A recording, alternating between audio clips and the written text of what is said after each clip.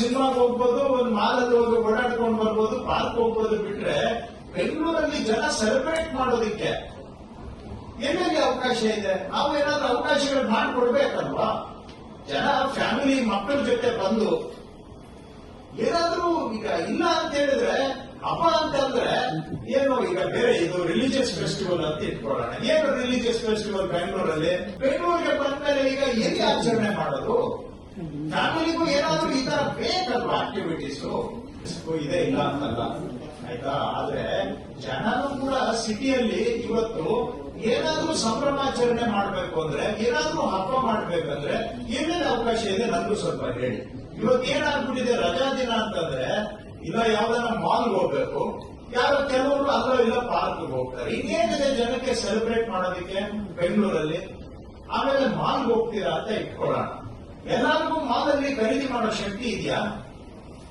ಎಷ್ಟು ಜನ ಹೋಗಿ ಆ ಗ್ಲಾಸ್ಗಳನ್ನ ಗ್ಲಾಸ್ ಹಿಂದ್ಗಡೆ ಅಂದ್ರೆ ವಿಂಡೋ ಶಾಪಿಂಗ್ ಮಾಡ್ಬಿಟ್ಟು ಅವ್ರಿಗೆ ಖರೀದಿ ಮಾಡಕ್ಕಾಗಲ್ಲ. ಅವ್ರ ಫ್ರಸ್ಟ್ರೇಷನ್ ಇನ್ನೂ ಜಾಸ್ತಿ ಆಗುತ್ತೆ. ಏನೋ ಸಿನಿಮಾಗೆ ಹೋಗ್ಬೋದು, ಒಂದು ಮಾಲಲ್ಲಿ ಹೋಗಿ ಓಡಾಡ್ಕೊಂಡು ಬರ್ಬೋದು, ಪಾರ್ಕ್ ಹೋಗ್ಬೋದು. ಬಿಟ್ರೆ ಬೆಂಗಳೂರಲ್ಲಿ ಜನ ಸೆಲೆಬ್ರೇಟ್ ಮಾಡೋದಿಕ್ಕೆ ಎಲ್ಲೆಲ್ಲಿ ಅವಕಾಶ ಇದೆ? ನಾವು ಏನಾದ್ರೂ ಅವಕಾಶಗಳು ಮಾಡಿಕೊಡ್ಬೇಕಲ್ವಾ? ಜನ ಫ್ಯಾಮಿಲಿ ಮಕ್ಕಳ ಜೊತೆ ಬಂದು ಏನಾದ್ರೂ ಈಗ ಇಲ್ಲ ಅಂತ ಹೇಳಿದ್ರೆ ಹಬ್ಬ ಅಂತಂದ್ರೆ ಏನು, ಈಗ ಬೇರೆ ಇದು ರಿಲಿಜಿಯಸ್ ಫೆಸ್ಟಿವಲ್ ಅಂತ ಇಟ್ಕೊಳ್ಳೋಣ. ಏನು ರಿಲಿಜಿಯಸ್ ಫೆಸ್ಟಿವಲ್ ಬೆಂಗಳೂರಲ್ಲಿ? ಒಂದು ಪೂಜೆ ಮಾಡ್ಬಿಟ್ಟು ಒಂದು ವಿಶೇಷ ಅಡಿಗೆ ಇಷ್ಟೇ ಆಗ್ಬಿಟ್ರೆ ಹಬ್ಬ ಆಗುತ್ತಾ? ನಾವೆಲ್ಲ ಮೂಲ ಹಳ್ಳಿಯಿಂದ ಬಂದವರು. ನಮ್ಗೆ ಹಳ್ಳಿಯಲ್ಲಿ ಏನೇ ಒಂದು ಹಬ್ಬ ಅಂದ್ರೆ ನಿಜವಾಗಿ ಎಲ್ಲ ಸೇರಿದ್ರೆ ನಾವು ಜಾತ್ರೆ ಗೀತ್ರೆ ಮಾಡ್ತಾ ಇದ್ವಿ. ಬೆಂಗಳೂರಿಗೆ ಬಂದ್ಮೇಲೆ ಈಗ ಎಲ್ಲಿ ಆಚರಣೆ ಮಾಡೋದು? ಫ್ಯಾಮಿಲಿಗೂ ಏನಾದ್ರೂ ಈ ತರ ಬೇಕಲ್ವಾ ಆಕ್ಟಿವಿಟೀಸ್? ರಿಸ್ಕ್ ಇದೆ, ನೀವು ಹೇಳಿದಂಗೆ ಇಲ್ಲ ಅಂತ ನಾನೇನು ಹೇಳ್ತಾ ಇಲ್ಲ. ಆದ್ರೆ ನಾವು ಸಿಟಿ ವಾಸ ಮಾಡೋ ಜನಗಳಿಗೆ ಒಳ್ಳೆ ಜೀವನ ಗುಣಮಟ್ಟ ಸಿಗಬೇಕು ಅಂದ್ರೆ ಇನ್ಫ್ರಾಸ್ಟ್ರಕ್ಚರ್ ಮುಖ್ಯ. ಆದ್ರೆ ಜೀವನ ಸೆಲೆಬ್ರೇಟ್ ಮಾಡೋದು ಕೂಡ ಮುಖ್ಯ.